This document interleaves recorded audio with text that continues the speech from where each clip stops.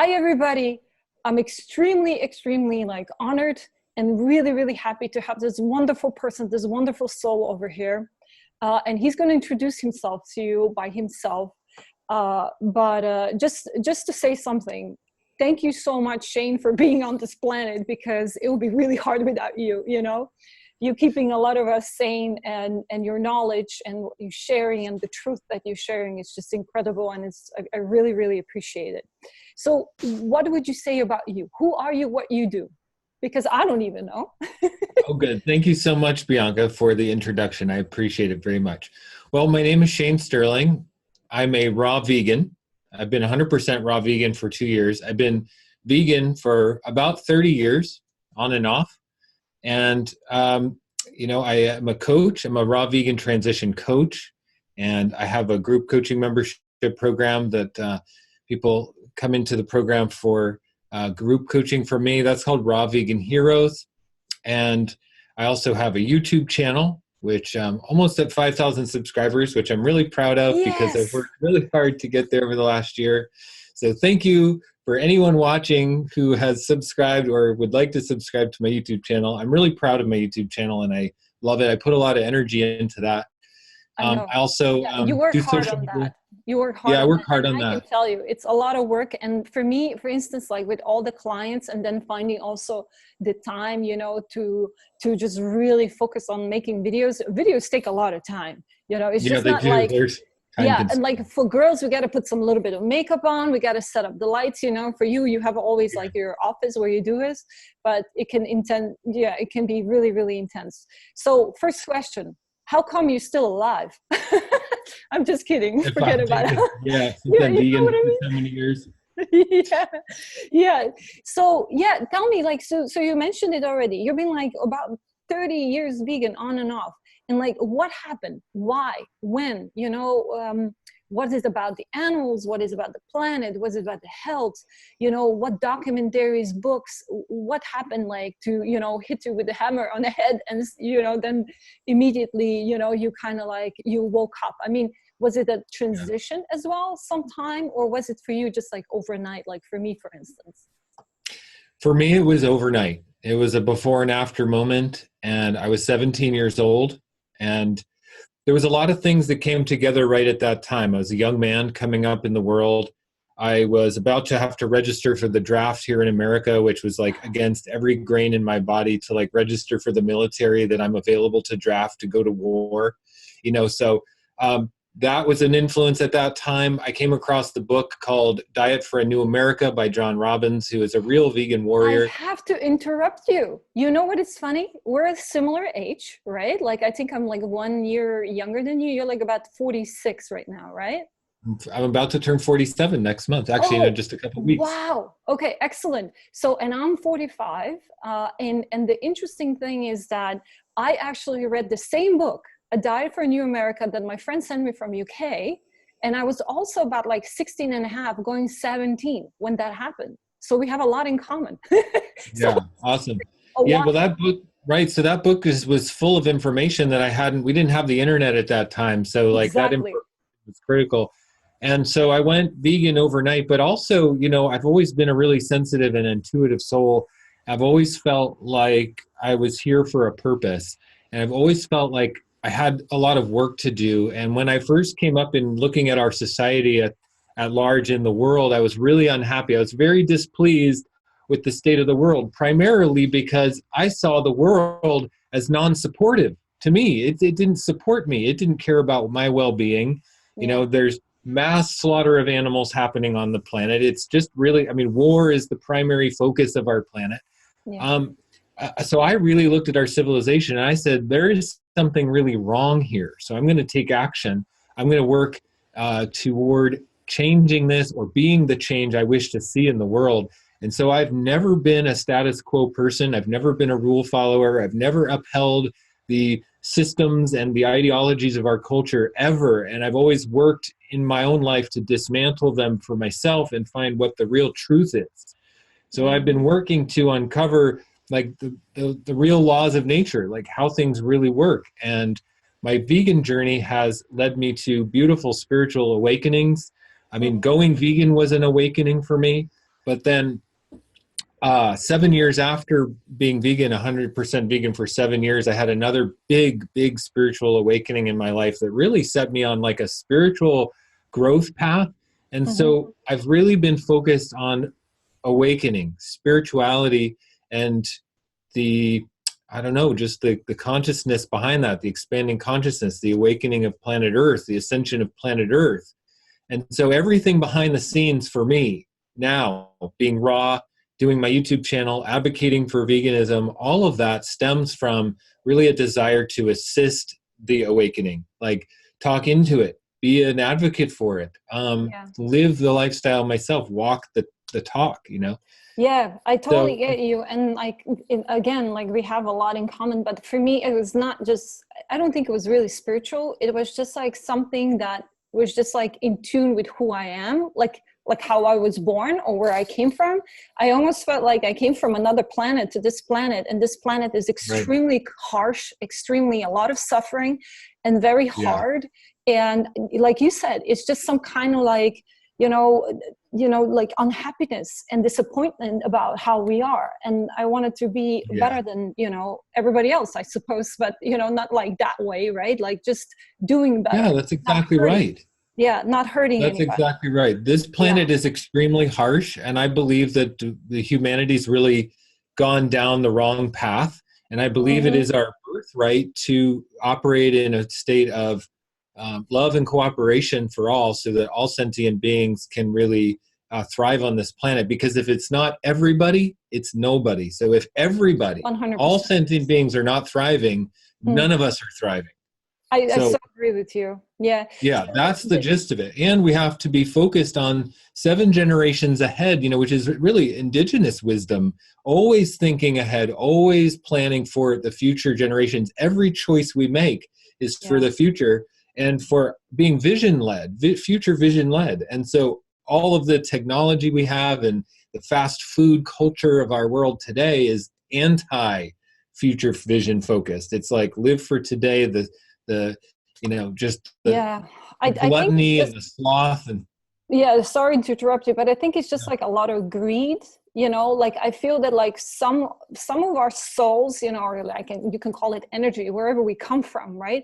I feel we're like maybe like older souls or older energies that have been around for a very long time, and for us this is like clear, you know, but some younger souls have to experience on this harsh planet something different in order to advance and to learn, and then maybe come back again. I don't know, you know, like this we could talk about this forever, but tell me, that's like, a really good point. we have here like 40 minutes, right? We're trying to fit into 4 minutes, but I would love to ask you, so how then, what happened for you to become raw? And was that the health? Because for me, like, you know, fruits, really loving fruits and going into more fruitarian land, you know, it was all about health. Was it also then like, you know, ethical stance was like, okay, but then you discovered something, or something happened with the health that you discovered, you know, the raw, and you wanted to do raw? Or what is the story behind that? And I'm sure your people that are watching you probably know about this, but let's tell it to my viewers, for instance. It's always good to talk about it. It's going to be different for everybody's journey. For me, it was like finally taking a stand for my own integrity, because my own personal integrity is all that I have. And I knew that I was supposed to be on a raw path. I knew that raw foods promote our health and our well-being and our spiritual progression. I knew this. So anything other than that is just beating around the bush. But what really led me to the threshold of that gateway, when I really made that final decision to go 100% raw and to finally step onto that personal power for myself, was working in a self-esteem personal development program. I was working with my wife in building our self-esteem. Okay. And I realized I got to a point in this work, it's kind of like therapy that I was in for 3 years, me and my wife together. And what I got to was that I wasn't empowered, even though I thought I was. It was like this 3-year systematic breakdown of how I'm really not integrity with myself, even though I might have thought I was. And I didn't have the results in my life to prove it. I wasn't on path. I wasn't on purpose. I wasn't living into my legacy work. And so it was this enough is enough, the final straw that broke the camel's back. I had to act. I had to take action to finally step into my power. And it was painful. It was like going through the birth canal. It was unpleasant to finally make that decision to do that fully. And I think anyone who's going to go through a major catalyst like that is going to feel that those growing pains. Yeah. And so for me, I just did it. I did it cold turkey. Just like I went vegan, I went raw overnight, cold turkey, never went back. And I will not go back, because at this point, I have learned so much of how the power of raw foods work with the natural chemistry and biology of my body. And so all this fear out in our culture that we need cooked food to be healthy, that we need cooked food to survive, it's based in fear. It's based in cooked food addiction talking. It's based in the microbiome and our biology, the bacteria and the fungus. Social. Yeah. Talking social. All of that, the pressures of our society, the illusions of like traditions and family cultures for tens of thousands of years, all bearing down on us, telling us we have to eat potatoes to be healthy. It's so breaking through that is no small thing. It's not a lot of work. And I just know that the raw foods don't serve, the cooked foods don't serve my health like the raw foods do. And if I was to go back to eating cooked foods, I would just backslide and suffer into the not being in integrity with myself. So this is me fully in integrity with my purpose, my mission, my legacy on planet Earth. And so I don't really have a choice beyond that. Really incredible to hear, you know, that you're so dedicated and you know this is it, right? This is it. Yeah. Because for me, I'm like, I love raw, and I'm probably like about like 90%, but like I'm not really fond of like nuts and seeds and stuff like that, you know, like I like some of it, but like I really enjoyed the fruit because I'm always like a sugar junkie. Even as a vegan, I had this obsession with sugar and like my mom, for instance. And now that we're both eating like so much fruit, you know, I finally feel like satisfied, you know, but of course it has to be natural, you know, natural stuff. But yeah, of course. Tell me about your family, right? Like how is that working? Like, so your wife is also raw vegan and the kids too. But like, how does that work, you know? And also in social environment, you know, what are you going to do now for Christmas? Like, are you going to prepare food for everybody else, or how are you going to navigate this whole thing, you know? Yeah, that's a good question. My wife and kids are not raw. I don't try to force any of my beliefs or my practices on anyone else or my family. I will advocate for it. That's why I have my YouTube channel, because I can speak into the minutia of why it works and why it's important for our spiritual development as a species.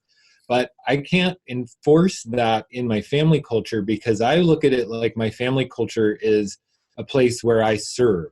I show up and serve, just like my service to the world. If I can't serve in a microcosm, which is my family unit, I can't serve on a macrocosm, which is my legacy in the world. So I don't desire to change my family, but I desire to serve them.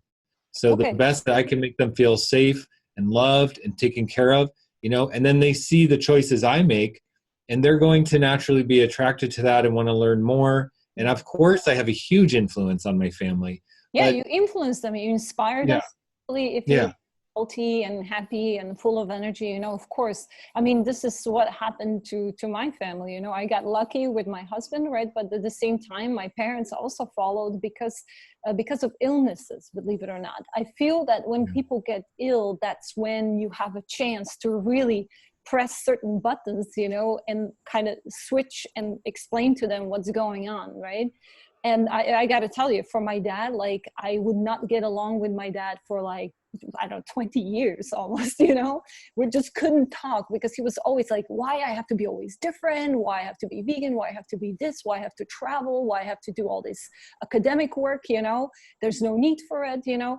But at the same time, when he got ill, you know, he actually finally saw that the raw foods, you know, like fruit in this case, right, that really works. I mean, he was taking blood pressure pills for 15 years. And then he had like a lung embolism attack. Okay. And we thought we're going to lose him. And now he's like basically finally 5 years, basically vegan with mostly fruits. Right. And I have to tell you, finally, I can talk to my dad. all of a sudden we're so easy, you know, like I can actually sit next to him and not start bickering and fighting with him. You know what I mean? That's amazing. Yeah, and it's incredible how much life is easier that way, right? But Yeah. I mean, your family respects you as well, and like, you know what, they need time, right? Like with my dad, it took really long time, right? My mom That's went right. vegan, I think like 14 years ago already, but you know, it was also a process, right? So Yeah, it is a process. And as vegans or raw vegans, we have to be patient because people are on their journey. The most of the world eats meat and doesn't think there's any issue with that. So, I mean, we have a lot of work to do to get the world transitioned into a more aligned, spiritually focused kind of way of being. So the least we can do is be patient with our family. And often our family is a big reflection back to us and a big trigger. They know how to trigger us the deepest. So that's really where the work is. If we want to heal the world, we have to do it. We have to heal our family first. Our family is where we start. And we can't heal the world until we heal each other in our closest relationships. So that's just step number one. Yeah, I agree with you, because I felt this, it made me so sad. I left my home when I was 16 and I went Oxford, Amsterdam, you know, and New York, all over the place, you know. And I always felt like I'm running away from something, you know, and then I figure out that actually like Slovenia, where I come from, is really one of the most sustainable countries, actually is the most sustainable country in the world, because we grow our food and how we eat, you know, we use herbs and all this stuff as well. But it was really interesting that like I felt like once I got this relationship back with my dad, that things really turned to better. Like I felt this relief, and I finally felt safe, you know, because I was also like through the war and everything, you know, he basically had to go and fight for our country, and he's a war hero, by the way. So I have soldiers around me too. And I respect that profession, you know, despite the fact that it's completely opposite to what we are in the core, right? But at the same time, protecting your own family, you know, we actually had like, there was bombs falling on our house, and you know, it was really scary. And this is another element to, you know, we're torturing animals. Animals are suffering the most, but then you have also these wars raging.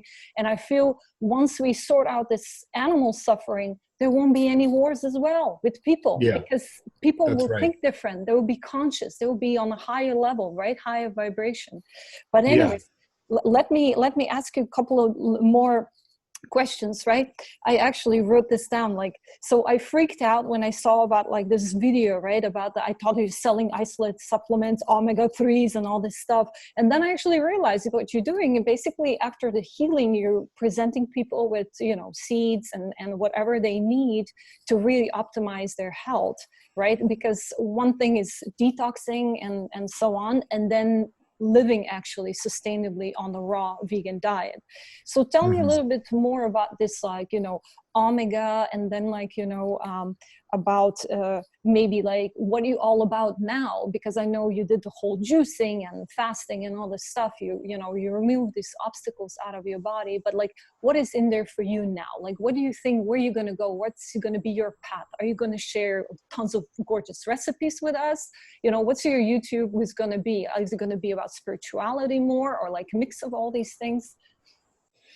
Well, that's a good question. I mean, the first part of the question is that I want people to feel confident moving into a vegan and raw vegan diet. That's what I'm advocating for, and that's what I help my clients with, my private clients and my membership, Raw Vegan Heroes. So when people are coming from all different walks of life, all different constitutions, all different environments, parts of the world, to give people confidence, you can say, look, you can have fats, you can have omega-3s, you can have your B12 supplement. There's nothing to fear, you know, but people are going to have those fears and concerns. So how do we soothe them? Well, it's just a tool. It's a tool. It's a Dumbo's feather to help people move along the journey, because the deeper we go into detoxification, the less we need isolate supplements, and it can throw our chemistry into an imbalance. But not at first. We're already so horribly imbalanced coming from a standard cooked food diets and junk food and animal products. The first step is to get onto a detoxification journey. That can be fruits, low fat. For years, people need the 80-10-10 style high fruit diets to cleanse the body and to heal. But once we've healed, once we're no longer in a healing crisis and have a lot of toxicity to remove out of the body, like for myself, moving into a macro balance that supports our maintenance constitution, I think is an important concept to understand. And a lot of people that I admire and mentors for me talk about that, where the cleansing phase is one phase and the maintenance phase is another phase. So at some point we want to transition so that we're not continually cleansing and maybe losing losing aspects of our nutrition that we could be gaining to be strong, healthy. For me, I work out at the gym 5 days a week. I have a very active lifestyle. And for me, my macro balance is a little higher in fats and naturally higher in proteins because of the nuts and seeds and omega-3s. So, besides that though, what I really love talking about, and you asked me, isn't just diet and nutrition, because to be honest, I'm not even in the meat versus vegan or the cooked versus raw conversation. That's not even what's really driving me and my message. What really drives me is helping the awakening process on planet Earth. It's like an ascension process, helping each individual wake up, have epiphanies, have breakthroughs, have transformations. So that's why I'm a coach, because I work one-on-one and in a group setting with people for these types of transformations. That's what really drives me. We have to eat a plant-based diet, ideally 100% raw, to even get up to that level, to bring the energy up in a way that is going to allow us to have those spiritual aha moments, the epiphanies, realizing that animal products don't serve us. And even if we've done it for hundreds of thousands of years in our past, it no longer serves us. We're talking future vision, we're talking spiritual evolution, and that's what really drives me. So I'm not a recipe guy. You're not going to see me doing the cutesy recipe videos. But I like that recipe. I like that dressing for the salad. I do a couple here and there, but what really drives me is that conversation about how we get out of the war mentality. Leo Tolstoy has the brilliant quote that as long as there are slaughterhouses, there will be battlefields. Yes. Leo Tolstoy was a Russian author from the turn of the last century. Very brilliant man. I love his work. I love his books. He was a brilliant philosopher, humanitarian, vegan, advocate, and he was, and I mean, that quote sums it up. As long as we have slaughterhouses, there will be battlefields, because the consciousness, the mentality of eating animals is violence. We have to violently end their life to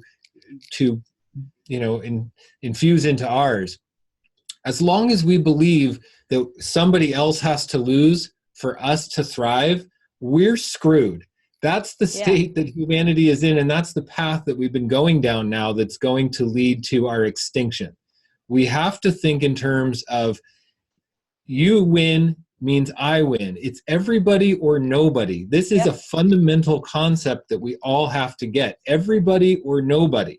Thank you. So unless we're living in accordance with that philosophy, we're not in alignment with the future and the fulfillment of humanity's destiny, which is to thrive on this planet as spiritual beings and to have a place in the, the the divine heavenly home, you could say, here on planet Earth that we're designed for.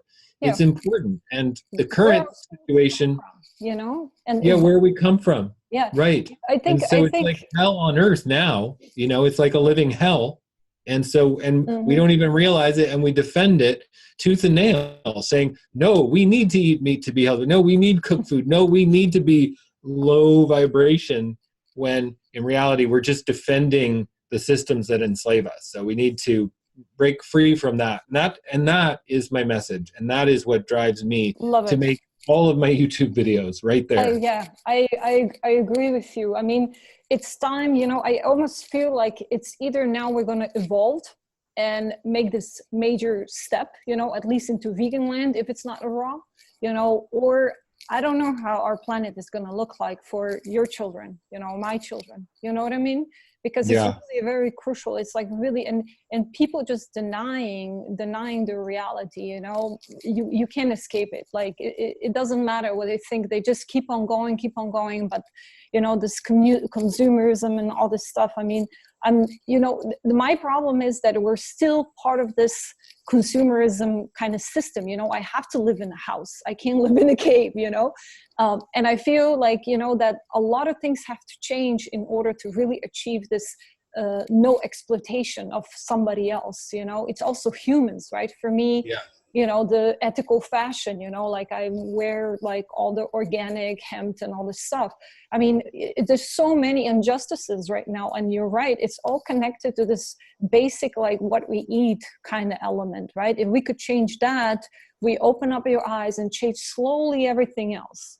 And as you know, like when you became vegan, first was diet, and then it was, you know, cosmetics and clothes and home and car and everything, right? You're aware of a lot of things. But yeah, I mean, what I don't like, I get confused about like, what is our next step? What can we do better, right? We have the social media and everything. As you know, they started blocking us a little bit, you know, now, and like shadowing our videos about natural healing. I've been actually in 2019, I've been blocked on Instagram 4 times. That never happened before. And I've been on Instagram, you know, often. And I'm not even like talking about like some kind of like anti anything. It's just about, you know, basically educating people about like everything from food to clothing to, you know, corporations and so on. And then again, like, what do you think about like governments, and do they have any role to play, or you think it all comes down to the individual and like what we are going to decide how our future is going to look like?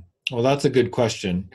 And, you know, if we're coming up on 40 minutes too, let's just be mindful so it doesn't cut off on us. Let's try to wrap it up, you know, so for the viewers. So government means mind control. If you look at the, you know, the original originations of the words, breaking down government, it means govern the mind, meant control.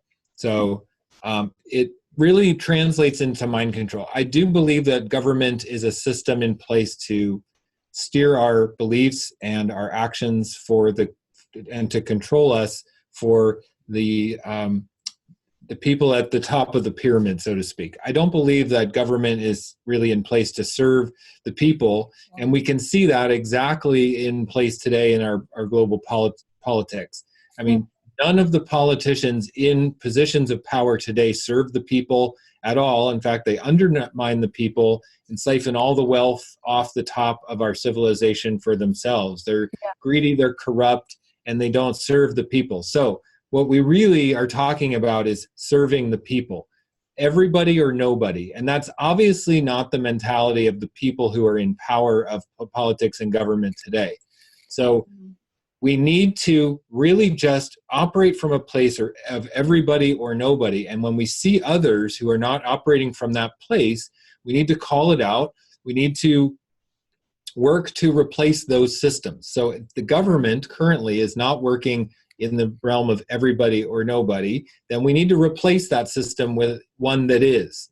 Okay, so how does that happen? I mean, obviously, they're not going to go down without a fight. I don't know what the situation is really going to mean to, you know, dethrone the positions of power in the world today. But I do know that it starts with us, and we have to empower ourselves first with the right mindedness. That means we have to get off of animal products and off of junk foods to know where we're really going to go and to have the vision. And we need to have a collective vision that is future focused, forward focused, 7 generations ahead, and make every choice today for a choice that's going to matter for our you know, the future, you know, when we're their ancestors, we have to think in terms of making their life better. So and to just interrupt you, like, you know, for me, I feel that also, like, we have to be careful where our money is going, you know, what we're paying, what we're buying, you know, like it just really be cautious of, like,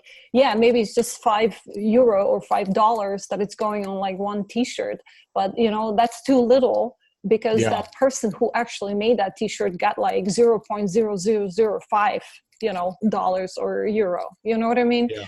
And it's a really good point, Bianca. Education, right? Education would be probably something that we need more. But of course, like I feel that like the people on the top are keeping the masses like, very religious, uneducated, untraveled. Basically, they just have to work really hard for less and less money, while those people on the top are collecting all the money. I mean, that like, I think 10 richest guys or women or whatever, they own so much money as like, I think 4 billion of people, that's insane. Like how is this system even got here, Yeah.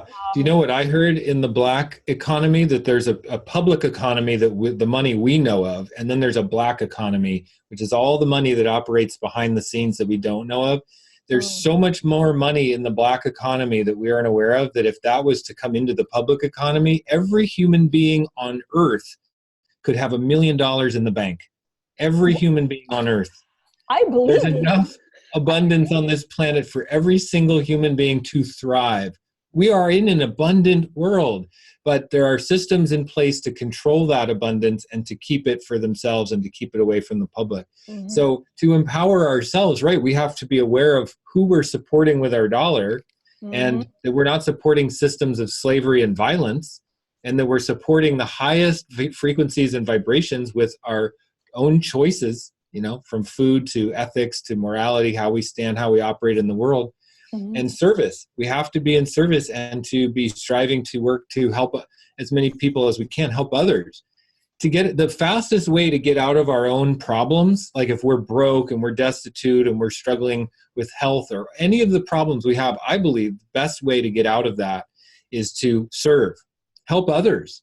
If you're struggling with health problems, go find a way to help others to get out of their health problems.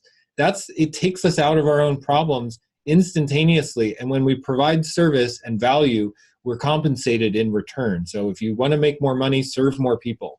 Well, I can tell you, like when I ended up on New York City streets, literally, without food, I lost my child, I lost my whole family after World Trade Center. And I have to tell you, what saved me was going to shelter with dogs and helping all these pit bulls and staffies, that are being rescued from very abusive situations. And that saved my life. It's incredible, And I did this only on weekends because I was working really hard on weekdays. But you're so right. Like basically, it doesn't matter what it is. Just go help somebody else, and that will help you then like get out of this dark zone, because you're kind of lifting up your vibration, and it gives you a purpose. And I feel, and the purpose, we really thrive on that, to have a purpose to help others. Yeah. And I'm so happy that we're doing this, also now helping people, transition to these healthier diets and compassionate lifestyles. And, it's so much more to it, it's just not about the food, right? It's also, change also environment from the toxic into healthier. I feel that like a lot of negative people just leave when you start eating high vibrational foods, right? And the good people start coming into your life. But that's right. There's our challenges, there's always some crazy stuff going on to just kind of gives you a little obstacle to work harder, Yeah, so thank you, Bianca, for your service in the world hosting this video. Bianca instigated this video and requested me come on. So thank you for being in service to these higher vibrational messages for people to understand what the next step is for us. Yes, and thank you, for answering, because I admire you for a very long time. I watch all your videos and I've been following you closely, and I feel we have so much in common, and actually we discovered that we have even more in common than I thought, which is lovely. And check Raw Vegan Rising, right? Check OrangeHealia, everything. We have websites and everything, and groups, and I'm just so really grateful. Thank you for your time, and say hi to your family, and say sorry I took you away on Friday night to do this with me, and love to all. Okay, take care of yourself. Blessings, and thank you so much, Bianca, and blessings and much love to everybody.